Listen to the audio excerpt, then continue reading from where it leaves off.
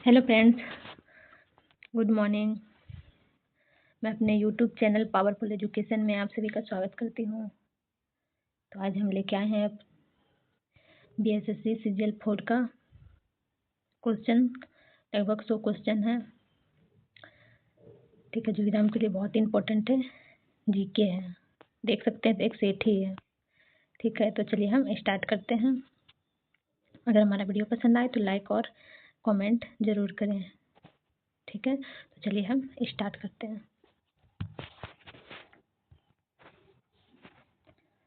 स्वामित्व योजना। स्वामित्व योजना का संबंध किससे है? स्वामित्व योजना का संबंध पंचायती राज मंत्रालय से है, ठीक है। पंचायती राज मंत्रालय जो है 24 अप्रैल 2021 को राष्ट्रीय पंचायती राज दिवस के अवसर पर राष्ट्रीय स्तर पर लॉन्च किया गया था, ठीक है। ये 24 अप्रैल को लॉन्च किया गया था 2021 में। चलिए अगला देखते हैं। अगला हमारा राष्ट्रपिता महात्मा गांधी ने अपनी किस पुस्तक में ग्रामीण अर्थव्यवस्था की आत्मनिर्भरता को महत्वपूर्ण बताया था?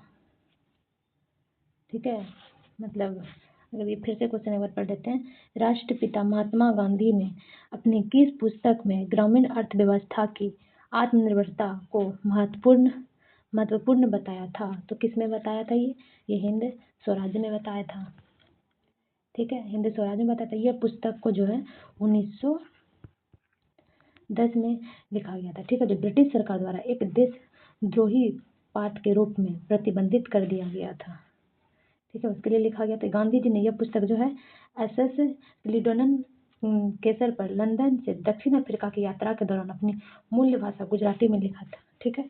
ये जो हिंद स्वराज है ये गुजराती में लिखा गया था, ठीक है, ये गुजराती भाषा में लिखा गया था और इसका फ्रेंच में अनुवाद भी किया गया है। फ्रेंच में अनुवाद इसका किया गया है। चलिए अब अगला देखने का कोशिश करते हैं। पृथ्वी ग्रह का प्राकृतिक उपग्रह कौन सा है? तो ये तो जानते हैं, चंद्रमा है, ठीक है, चंद्रमा है ये। चलिए अगला देखते हैं।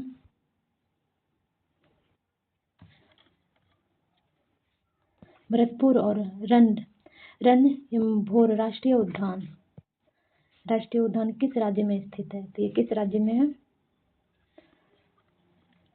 किस राज्य में है तो बताइए। ये हमारा राजस्थान में है, ठीक है, राजस्थान में है। ये देख सकते हैं। तो अगर हम इसके बारे में बताएं तो केवलादेव राष्ट्रीय उद्यान, ये केवलादेव घना राष्ट्रीय उद्यान को पहले भरतपुर राजस्थान में भरतपुर पक्षी अभ्यारण्य के रूप में जाना जाता था, ठीक है, इसको पक्षी अभ्यारण्य के नाम से जाना जाता था। इसमें जो है पक्षियों की 350 प्रजाति से अधिक प्रजातियों की निवासी माना जाता है, ठीक है। 350 प्रजातियों से अधिक पक्षी की प्रजातियों का निवास इसमें माना जाता है। और ये रणथंभौर राष्ट्रीय उद्यान का क्षेत्रफल कितना में फैला हुआ है?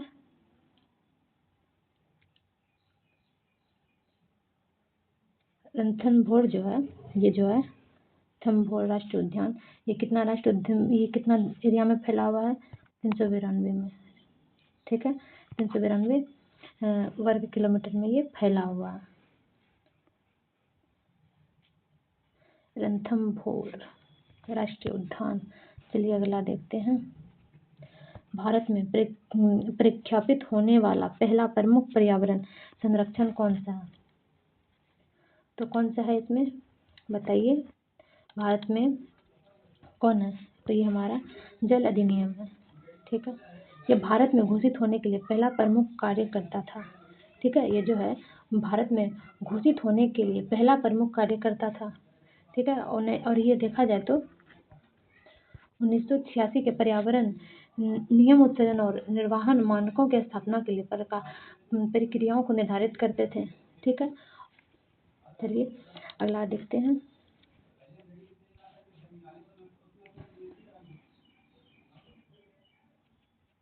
निम्नलिखित में किस राज्य में चाप्चरकूट त्योहार मनाया जाता है? चाप्चरकूट त्योहार ये मिजोरम में मनाया जाता है, ठीक है, मिजोरम में मनाया जाता है। अगर यहाँ से क्वेश्चन अगर हमारा बनेगा तो मिजोरम का राज्य पशु कौन सा है?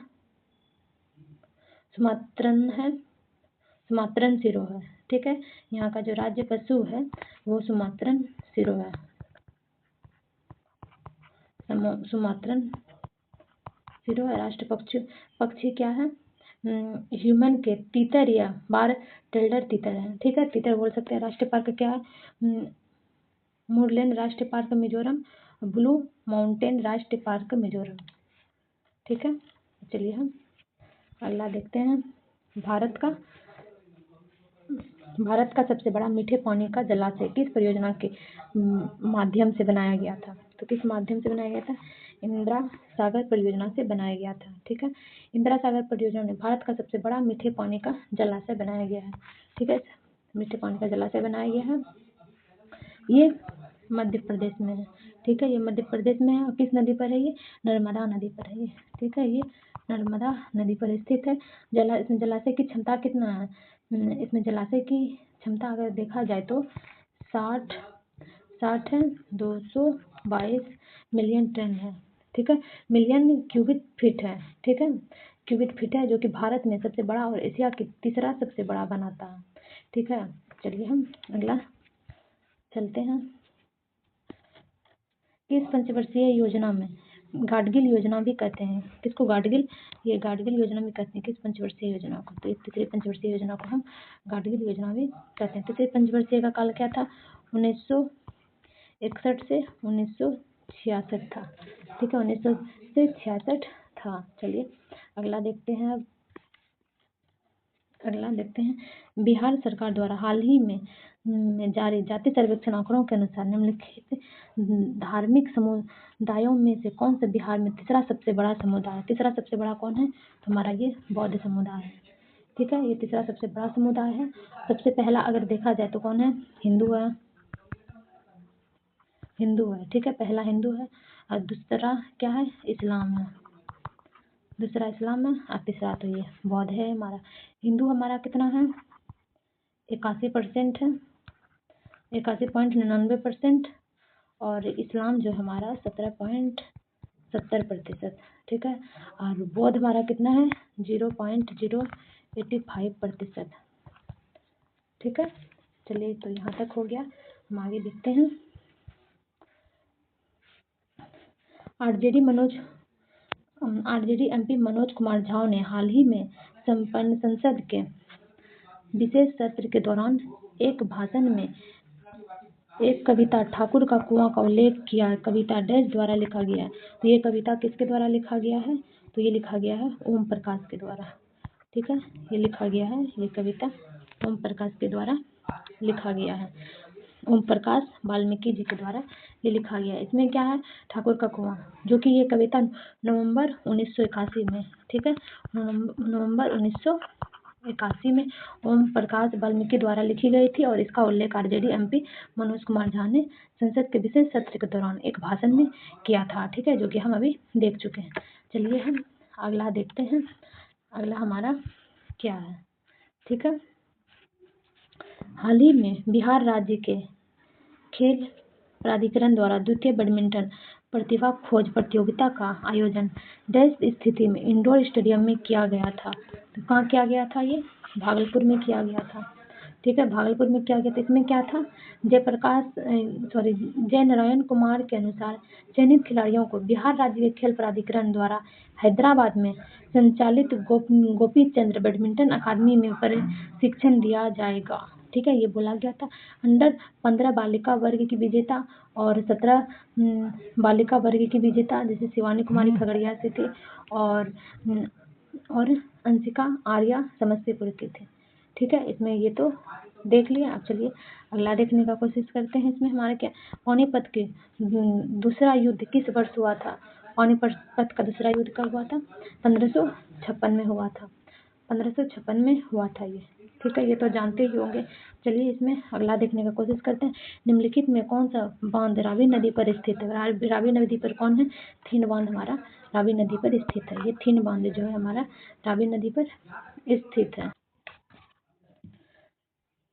चलिए आगे देखने का कोशिश करते हैं।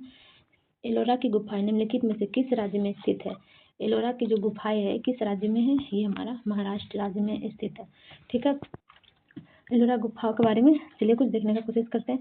ये महाराष्ट्र में है स्थित है। ये गुफाओं में लगभग 100 किलोमीटर दूर में स्थित है। मतलब अगर इसको देखा जाए सह्याद्री पर्वतमाला में अजंता की गुफाओं से लगभग ये 100 किलोमीटर दूर पर स्थित है ये, ठीक है। ये इसमें जो है गुफाओं की संख्या कितना है, 34 है। इसमें गुफाओं की जो संख्या है, गुफाओं की संख्या इसमें 34 है, ठीक है। और 17 ब्राह्मणवादी और 17 ब्राह्मणवादी है और 12 बौद्ध है और 5 जैन है, ठीक है।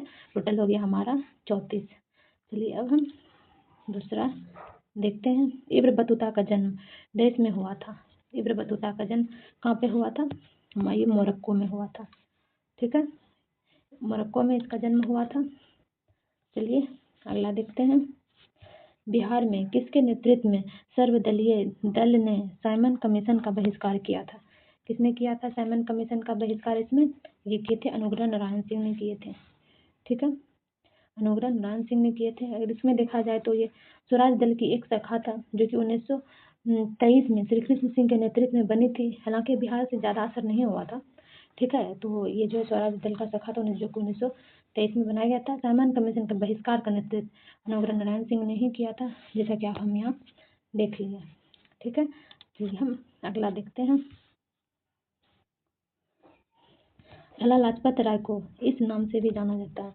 लाला लाजपत राय को कौन से नाम से जाना जाता है, लाला लाजपत राय को शेर पंजाब के नाम से भी जाना जाता है, ठीक है। ये लाहौर में नेशनल स्कूल की स्थापना किए थे। लाला लाजपत राय जी जो हैं ये लाहौर में नेशनल स्कूल की स्थापना किए थे और 1920 ईस्वी में ये AITUC का अध्यक्षता भी बने थे। फिर इन्होंने साइमन कमीशन का बहिष्कार भी किए थे। इन्होंने बहुत सारा काम किए थे, ठीक है। और ये अध्यक्ष 1920 में बने थे कांग्रेस के। ये कलकत्ता में बने थे, ठीक है। 1920 का जो ये कांग्रेस अधिवेशन हुआ था उसके अध्यक्षता भी ये किए थे कोलकाता में, ठीक है। और अगर और इसके बारे में कुछ देखा जाए तो ये 1922 ईस्वी में असहयोग आंदोलन को वापस लेने का विरोध भी किए थे, ठीक है। असहयोग आंदोलन जो वापस लिया गया था उसका ये विरोध भी किए थे। चलिए आगे देखते हैं। महासागरीय ज्वार भाटा सबसे कम कब होता है, सबसे कम कब होता है, बढ़ते चंद्रमा के 8वें दिन में होता है, ठीक है। ये बढ़ते चंद्रमा के 8वें दिन में होता है। चलिए अगला देखते हैं। संविधान के अंतर्गत संपत्ति का अधिकार, संविधान के अंतर्गत संपत्ति का अधिकार क्या कर दिया गया है, इसको विधि का अधिकार कर दिया गया है, ठीक है। विधि का अधिकार कर दिया गया है। इसको 1978 में 44वें संशोधन अधिनियम के तहत किया गया है। और ये देखा जाए तो मौलिक अधिकार पहले सही था लेकिन अब सही विकल्प ये नहीं है, ठीक है। अब इसे विधिक अधिकार कर दिया गया है, ठीक। चलिए अगला क्वेश्चन देखते हैं। 2011 की जनगणना के अनुसार भारत में बाल लिंगानुपात कितना है, तो इसमें कितना है 900, ये हमारा 919 है, ठीक है। इसमें जो देखा जाता है 0 से 6 वर्ष आयु वर्ग में प्रति 1000 पुरुषों पर महिलाओं की संख्या पर ये देखा जाता है, ठीक है। और 2011 में बाल लिंगानुपात में 8 अंकों की कमी आई थी, ठीक है, जो कि 919 हो गया था अगर देखा जाए तो। अब चलिए अगला देखते हैं। बिहार को देश में दिल्ली दरबार में एक अलग राज्य घोषित किया गया था। ये कब किया गया था, 1911 में किया गया था, ठीक है। इसको 12 दिसंबर 1911 को किंग जॉन पंचम ने दिल्ली दरबार में घोषणा की कि बिहार और उड़ीसा को बंगाल प्रेसिडेंसी से अलग करके एक अलग प्रांत बनाया जाएगा, ऐसा बोला गया। तो किसने बोले थे, ये किंग जॉर्ज पंचम ने बोला था, ठीक है। चलिए अगला देखते हैं। निम्नलिखित में से कौन बिहार में सबसे बड़ा बिजली योगदान करता है, कौन है, ये थर्मल पावर है, थर्मल पावर है, ठीक है। चलिए हम अगला देखते हैं। निम्न में कौन सा क्षेत्र सार्वजनिक क्षेत्र का उदाहरण है, तो ये तो रेलवे होगा, तो ये तो आप जानते ही होंगे रेलवे होगा सार्वजनिक क्षेत्र, जो कि मतलब सभी लोग, सार्वजनिक मतलब हो गया सभी लोग के लिए, ठीक है। चलिए अगला देखते हैं। निम्नलिखित विकल्पों में से उस शहर का चयन करें जहाँ कुंभ मेला का आयोजन किया जाता है, तो ये भी आप लोग जानते होंगे प्रयागराज, ठीक है। इसमें हर्षवर्धन राजा ने इलाहाबाद में कुंभ मेले के संगठन की शुरुआत की थी, ठीक है। हर्षवर्धन राजा जो थे उन्होंने ये किए थे इलाहाबाद में कुंभ मेले का, ठीक है, आयोजन, जो कि 12 साल में, अगर देखा जाए तो कुंभ मेला जो होता है ये 12 साल में इलाहाबाद भारत में आयोजित किया जाता है, ठीक है। ये मेला जो है हिंदू धर्म के एक प्रमुख तीर्थ और त्योहार है। अगला देखते हैं, भीमबेटका वर्तमान समय में स्थित है। भीमबेटका कहाँ पे है? ये हमारा मध्य प्रदेश में है, मध्य प्रदेश में ये स्थित है। और कहाँ स्थित है मध्य प्रदेश में? रायसेन जिले में है, रायसेन जिले में ये स्थित है। ये भीमबेटका का अर्थ होता है भीम का विश्राम स्थल, ठीक है। भीमबेटका का मतलब होता है भीम का विश्राम स्थल, ठीक है। इसे जो है यूनेस्को का विश्व धरोहर स्थल में स्थल है, और इसमें की 7 पहाड़ियाँ और 750 से अधिक शिलाश्रय शामिल है इसमें, ठीक है। चलिए अगला देखते हैं, एक मिनट, अगला देखते हैं इसमें क्या है। निम्नलिखित में कौन सा ऑस्कर पुरस्कार पाने वाले पहले भारतीय थे? पहले भारतीय कौन थे? भानु अथैया थे, ठीक है, भानु अथैया थे। इन्होंने कब किए थे? पाए थे 1983 में। रिसर्च एटनबरो की गांधी के लिए पोषक डिजाइन करने के लिए अकादमी पुरस्कार जीतने वाले पहले भारतीय बने हैं, ठीक है। चलिए अगला देखते हैं, मेजर ध्यानचंद्र को व्यापक रूप से डैश के रूप में भी जाना जाता है, जैसे हॉकी का जादूगर के रूप में भी इसे जाना जाता है, ठीक है। इसके बारे में तो बहुत सारी कहानियां हैं। वर्ष 2023 के टाइम पर्सन के रूप में किसे नामित किया गया था? किसे नामित किया गया था? तो ये है टेलर स्विफ्ट को, ठीक है, टेलर स्विफ्ट को। इसके बारे में, टेलर स्विफ्ट के बारे में देखते हैं, क्या है, टाइम पत्रिका का 2023 का पर्सन ऑफ द ईयर नामित किया गया था, ठीक है, इसे पर्सन ऑफ द ईयर नामित किया गया था इसको।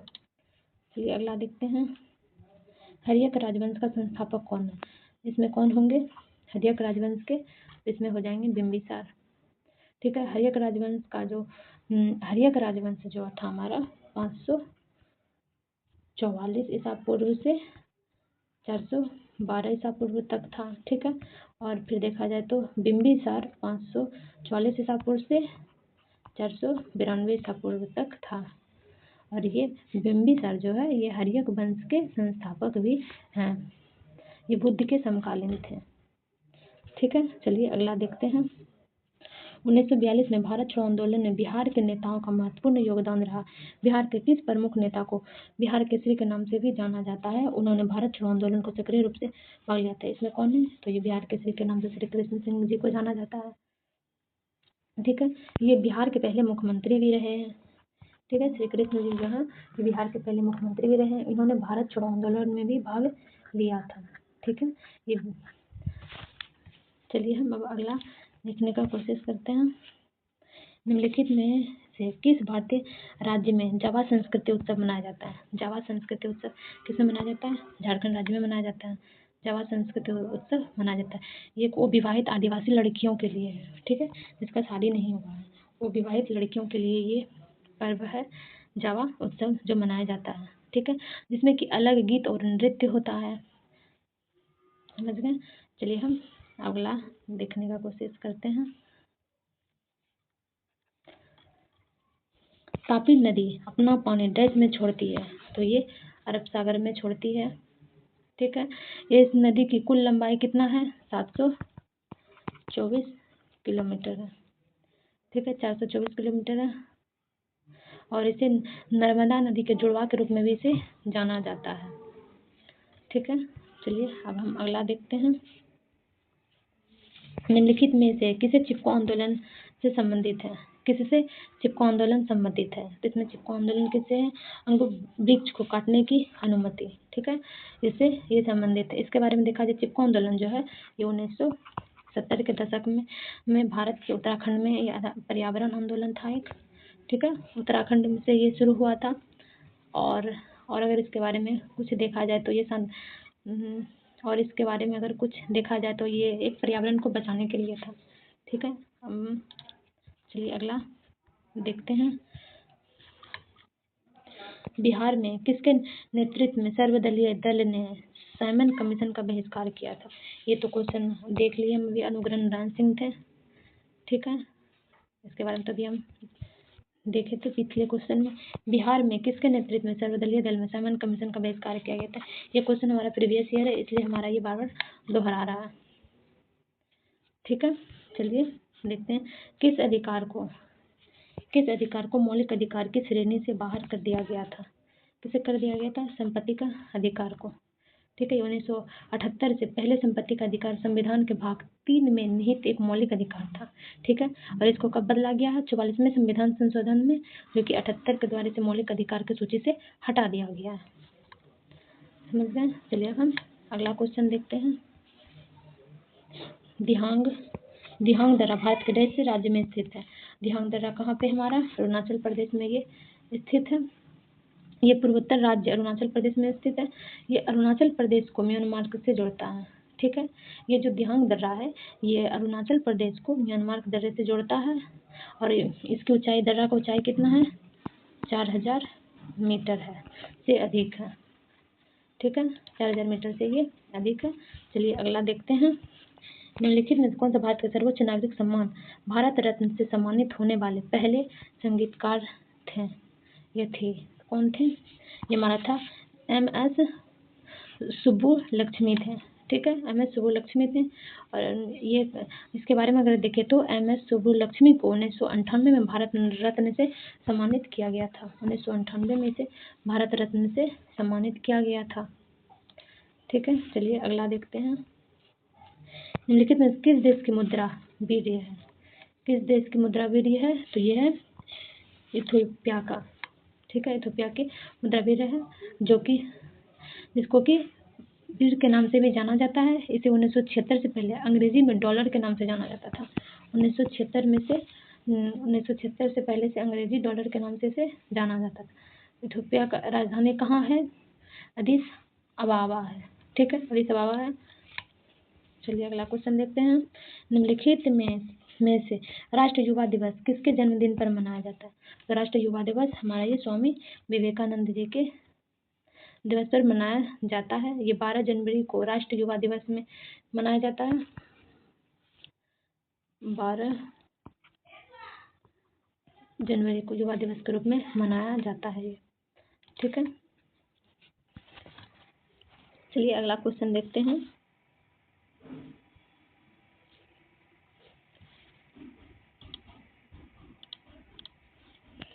ओणम भारत के किस राज्य में मनाया जाने वाला त्यौहार है? तो ये हमारा केरल राज्य में मनाने जाने वाला त्यौहार है।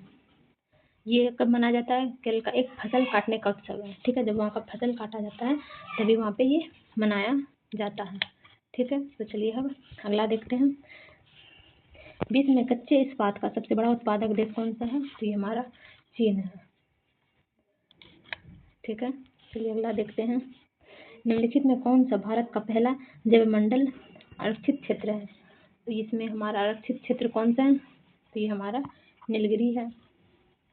ठीक है, नीलगिरी के बारे में अगर देखा जाए तो ये भारत में 1986 में स्थापित पहला बायोस्फीयर रिजर्व था। ठीक है, 1986 में स्थापित पहला बायो रिजर्व था नीलगिरी। ठीक है, ये पश्चिम घाट में ये स्थित है। पश्चिमी घाट में ये स्थित है। तमिलनाडु, केरल और कर्नाटक के कुछ हिस्से में ये शामिल है। चलिए अगला देखते हैं। काली क्रांति किससे संबंधित है? काली क्रांति जो है ये किससे संबंधित है? ये पेट्रोलियम और कच्चे तेल से संबंधित है। ठीक, इसका पेट्रोलियम, ये काली क्रांति जो है ये पेट्रोलियम उत्पादक को बढ़ावा देता है। ठीक है, चलिए अगला देखते हैं। भारतीय संविधान के निम्नलिखित अनुच्छेदों में से कौन सा उपाधि का अनुमूलन से संबंधित है? ये हमारा अनुच्छेद 18 है। ठीक है, उपाधि का जो अनुमूलन करता है वो अनुच्छेद 18 में। अब देखते हैं हमारा मध्य मंडल के संदर्भ में निम्न में कौन सा कथन सही नहीं है? इसमें सही नहीं है पूछ रहे हैं। ठीक है, तो हमारा ये समताप मंडल के ठीक ऊपर है मध्य मंडल, तो ये हमारा बिल्कुल सही है। समताप मंडल के ठीक ऊपर है, ये हमारा सही है। यह वायुमंडल के तीसरी स्तर है, ये भी हमारा सही है। अंतरिक्ष से प्रवेश करते समय इस परत में उल्कापिंड जलते हैं, ये भी सही है। फिर है हमारा मध्यमंडल के भीतर बढ़ती ऊंचाई के साथ तापमान बढ़ता है, ये हमारा गलत है, बढ़ता नहीं है। ठीक है, चलिए अब हम दूसरा चलते हैं। डैश को संविधान का प्रारूप बनकर तैयार हुआ था। तो कब हमारा बनकर तैयार हुआ था? 26 नवंबर 1949 को हमारा संविधान बनकर तैयार हुआ था।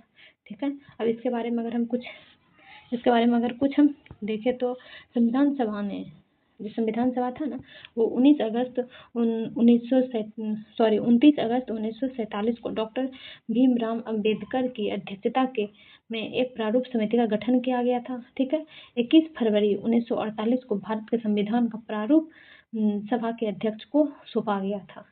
ठीक, और भारत के संविधान का प्रारूप समिति के सदस्य के बारे में तो आप लोग जानते ही होंगे, उसमें कितना सदस्य थे? 7 सदस्य थे। और चलिए, तो यहाँ तक हो गया। चलिए अब अगला देखते हैं। इस पे ये हमारा ऑब्जेक्टिव क्वेश्चन है दोस्तों, इसलिए हम ज़्यादा लंबा नहीं खींचते हैं। ठीक है, इसलिए हम शॉर्ट में ही हम देख के निकलते हैं। अगर आपको विस्तार से चाहिए तो आप हमें कमेंट करें, तो हम इसके लिए और भी ज़्यादा मतलब कि हम बताएंगे। ठीक है, तो चलिए हम अगला देखते हैं। सह्याद्री का दूसरा नाम क्या है? सह्याद्री का दूसरा नाम क्या है? पश्चिमी घाटी है। ठीक है, पश्चिमी घाट जो है हमारा, ये जो हमारा भारत का है, ये जो हमारा भारत का ये पश्चिमी घाट है, इसको सह्याद्री भी बोला जाता है, इसको पश्चिमी घाट बोलते हैं। ठीक है, चलिए हम अगला देखते हैं। छत्रपति शिवाजी का जन्म किस किले में हुआ था? तो हमारा ये किस किले में हुआ था? शिवनेरी किले में हुआ था।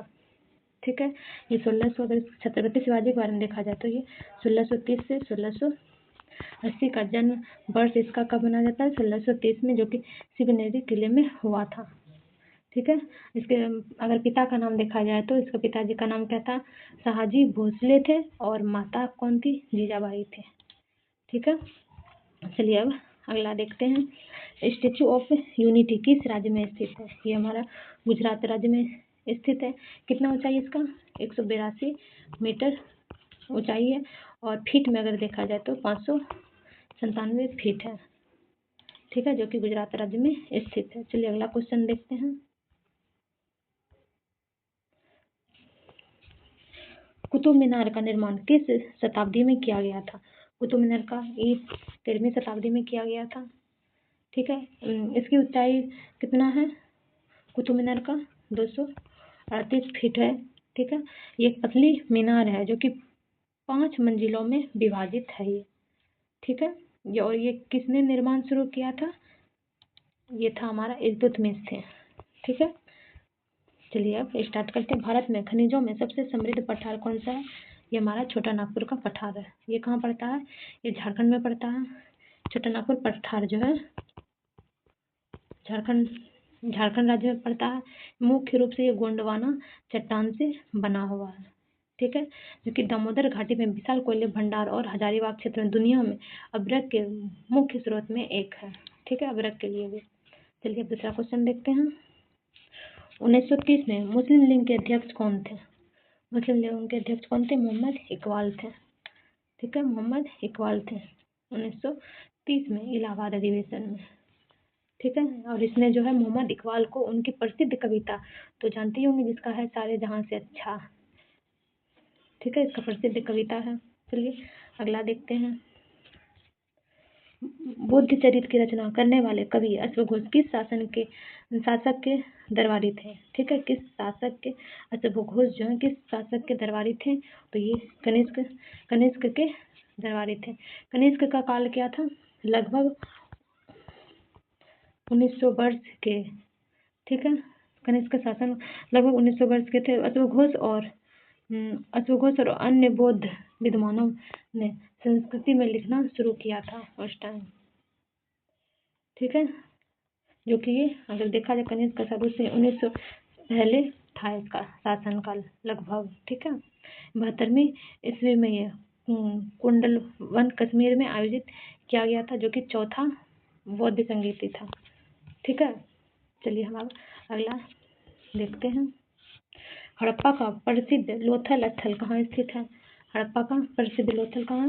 गुजरात में स्थित है। 1957 में लोथल की खोज किया गया था। किसने किए थे? SR राव ने किए थे। खंबात की खाड़ी में की थी, ठीक है, जो कि लोथल में एक पोतगा मिला है। चलिए अब दूसरा देखते हैं। गंगा नदी बिहार के कितने जिलों से होकर गुजरती है? ये 12 जिलों से होकर गुजरती है। महर्षि महर्षि गौतम किस भारतीय दर्शन शास्त्र के मतलब दर्शन से जुड़े थे? महर्षि गौतम किससे जुड़े थे? ये न्याय से जुड़े थे, ठीक है, ये न्याय से जुड़े थे। चलिए अगला देखते हैं। भारत छोड़ो आंदोलन देश को शुरू किया गया था। कब शुरू किया गया था? 8 अगस्त 1942 को शुरू किया गया था, ठीक। चलिए अगला देखते हैं। बिहार के किस शहर को बौद्ध ग्रंथ मध्यम निकाय में अंगुत्तर उपाय के रूप में उल्लेखित किया गया है? इसे किसमें किया गया है? बेगूसराय में किया गया है, ठीक है। चलिए अगला देखते हैं। हिमा दास एक देश है। हिमा दास क्या है? ये एक धावक है, ठीक है। हिमा दास एक धावक है जो कि असम राज्य के भारतीय धावक है। किस राज्य से हैं ये? असम राज्य। चलिए अगला देखते हैं। विक्रम साराभाई अंतरिक्ष केंद्र कहाँ पर स्थित है? तो ये विक्रम साराभाई जो अंतरिक्ष केंद्र यहाँ कहाँ पे स्थित है? त्रिवेंद्रपुरम में ये स्थित है। ये त्रिवेंद्रपुरम कहाँ पे है? त्रिवेंद्रपुरम जो है हमारा ये कहाँ पर है? आप लोग हमें कमेंट में बताएं, ठीक है। चलिए अगला देखते हैं। भारतीय संविधान का कौन सा अनुच्छेद यह वर्णित करता है कि लोकसभा में एक अध्यक्ष और एक उपाध्यक्ष होंगे? तो किसमें वर्णित करता है ये? अनुच्छेद 93 में वर्णित करता है, ठीक है। अगला देखते हैं। निम्नलिखित में से किस अधिनियम को मोंटेक्यू चेस्टफोर्ड सुधार भी कहा जाता है? चेस्टफोर्ड सुधार भी कहा जाता है तो भारत सरकार अधिनियम 1919 को कहा जाता है, ठीक है। चलिए हम अगला देखते हैं। गुप्त वंश का पहला शासक कौन था जिसने माधीराज की उपाधि धारण की थी? तो कौन है ये? चंद्रगुप्त प्रथम, जो माधीराज की उपाधि ग्रहण किए थे। ये तो चंद्रगुप्त प्रथम जो थे ये गुप्त वंश का एक राजा था जिसने उत्तरी भारत में शासन किया था इसने, ठीक है। चलिए अगला देखते हैं।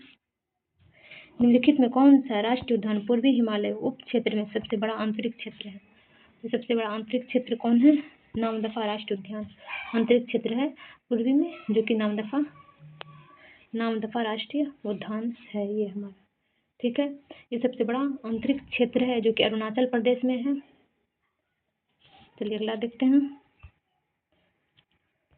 निम्नलिखित में कौन सा राजकुमार द्वारा सिखों के चिकित्सक के रूप में मुगल दरबार से जुड़े थे? तो ये कौन थे सिखों के रूप में जो मुगल दरबार से जुड़े थे? ये थे हमारा फ्रंका बर्नियर थे, ठीक है। फ्रंका बर्नियर थे। फ्रंका बर्नियर जो थे ये 1665 से 1717 ईस्वी तक थे, ठीक है। वह एक फ्रांसीसी चिकित्सक और यात्री भी थे। चलिए अगला देखते हैं। संतोष ट्रॉफी किस खेल से संबंधित है? ये फुटबॉल से संबंधित है। दूसरा क्वेश्चन देखते हैं। कपिल देव की आत्मकथा का क्या नाम है? तो इसका स्ट्रेट फ्रॉम द हॉट नाम है, ठीक है। स्ट्रेट फ्रॉम द हॉट नाम इसका है। अगला देखते हैं। सतपुड़ा श्रेणी की सर्वोच्च चोटी का नाम बताइए। सतपुड़ा की सर्वोच्च क्या है? ये धूपगढ़ है। सतपुड़ा का जो है श्रेणी का सर्वोच्च चोटी का जो नाम है वह धूपगढ़ नाम है। ये जो है सतपुड़ा रेंज जो है हमारा दक्कन के पठार का एक हिस्सा है, ठीक है। दक्कन पठार का एक हिस्सा है। ये 7 पहाड़ों की एक श्रृंखला है सतपुड़ा, इसलिए सतपुड़ा कहलाती है, ठीक। ये लगभग 900 किमी के दूरी तक फैला हुआ है, ठीक। चलिए अगला देखते हैं। 1976 का 40वां संशोधन अधिनियम भारत के संविधान के किस अनुच्छेद पर लागू किया गया था? तो किस पर लागू किया गया था? 297 पर ये लागू किया गया था। 1976 के 40वें संशोधन में ये किया गया था, ठीक है। चलिए अगला देखते हैं। मैसूर साम्राज्य और ब्रिटिश ईस्ट इंडिया कंपनी के बीच में द्वितीय आंग्लो मैसूर युद्ध किस वर्ष लड़ा गया था? तो दूसरा मैसूर आंग्लो युद्ध कब लड़ा गया था? ये 1780 से 1784 के बीच लड़ा गया था, ठीक है। पहला जो हुआ था ये हुआ था 1767 से 1769 तक हुआ था। दूसरा जो हुआ था 1780 से 84 तक हुआ था। तीसरा हुआ था 1790 से 92 तक, और चौथा हुआ था 1798 से 99 तक। ठीक है, तो इसमें हमारा पूछा गया है ये किसके बीच में, तो इसमें जो पूछा गया हमारा दूसरा के बारे में पूछा गया है, दूसरा अंगला, तो हमारा ये दूसरा अंगला ये सही आंसर है। ठीक है, चलिए बिहार का जनसंख्या घनत्व कितना है, तो ये हमारा 1106 है। ठीक है, घनत्व है इसमें 12वां, ये जो है क्षेत्रफल के हिसाब से बिहार भारत का 12वां सबसे बड़ा राज्य है। ठीक है, 12वां सबसे बड़ा राज्य है। और सबसे अगर बिहार में देखा जाए तो सबसे अधिक आबादी वाला शहर कौन सा है, पटना है। और सबसे कम आबादी वाला शहर शेखपुरा है। और लिंगानुपात कितना है बिहार का, 918 है। ठीक है, चलिए अगला देखते हैं। निम्नलिखित में से किस राज्य में काकरापाड़ा पारमाणविक विद्युत स्टेशन स्थित है। कहाँ पे हमारा ये, गुजरात में है। ठीक है, काकरापाड़ा परमाणु ऊर्जा स्टेशन एक परमाणु ऊर्जा स्टेशन है, जिसे कि 6 मई को और 1993 में चालू किया गया था। ये गुजरात के सूरत जिले के निकट स्थित है। ठीक है, चलिए अगला देखते हैं। बिहार का डालमिया नगर किसके लिए प्रसिद्ध है, तो ये सीमेंट के लिए प्रसिद्ध है। ठीक है, ये सीमेंट के लिए प्रसिद्ध है। तो अगर इसके बारे में अगर देखा जाए तो बिहार की आबादी का लगभग 3/4 भाग जो है, और बिहार सब्जी फसलों में भारत के शीर्ष उत्पादन में से एक है। ठीक है, 3/4 जो है सब्जी उत्पादन के लिए है बिहार का। ठीक है, चलिए अब हम अगला देखते हैं।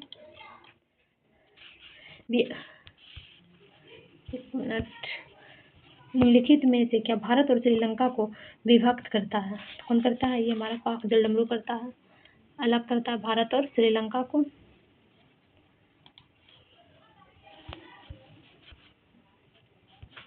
अगला देखते हैं।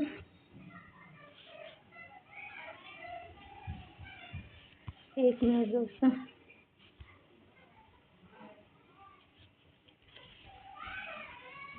निम्नलिखित में से पंचवर्षीय योजनाओं में से कौन सी योजना अनावृष्टि और 2 युद्धों के कारण प्रभावित हुए थे, तो ये कौन हुआ था, तीसरी पंचवर्षीय योजना हुए थे 2 युद्धों के कारण। तीसरी कब चले थे, 1951 से 1956 में शुरू हुआ था। ठीक है, और ये जो है हेरोड डोमर मॉडल पर आधारित था। ठीक है, इसमें योजना की लक्षित विकास दर कितना था, 2.1% थे। ठीक है, चलिए अब इसमें हम अगला देखते हैं। धिमसा किस राज्य का एक आधिकारिक लोक नृत्य है। धिमसा किस राज्य का है, ये आंध्र प्रदेश का है। ठीक है, अगला देखते हैं। निम्नलिखित में से किसने 1939 में फॉरवर्ड ब्लॉक की स्थापना किया था, किसने किए थे, सुभाष चंद्र बोस जी ने किए थे। ठीक है, चलिए अगला देखते हैं। मन्नत किस देश की मुद्रा है, मन्नत किसके है, अजरबैजान की मुद्रा है, अजरबैजान की मुद्रा है। किस बौद्ध संगीति के दौरान बौद्ध धर्म हीनयान और महायान संप्रदाय में विभाजित किया गया था, तो ये हमारा चौथी हो जाएगा। चौथी के बाद हमारा ये 2 भाग में बट गया था, हीनयान और महायान। ठीक है, तो चलिए आज का हमारा यहीं तक रहा, जो कि ये हमारा कहीं के एग्जाम में पूछा गया। दोस्तों अगर इसमें कुछ त्रुटि आए तो आप हमें कमेंट करके ज़रूर बताएं, उसके लिए मैं माफ़ी चाहती हूँ। ठीक है, तो चलिए अब हम मिलते हैं अगला वीडियो में, तब तक के लिए धन्यवाद। अपना ख्याल रखें और पढ़ें। ठीक है।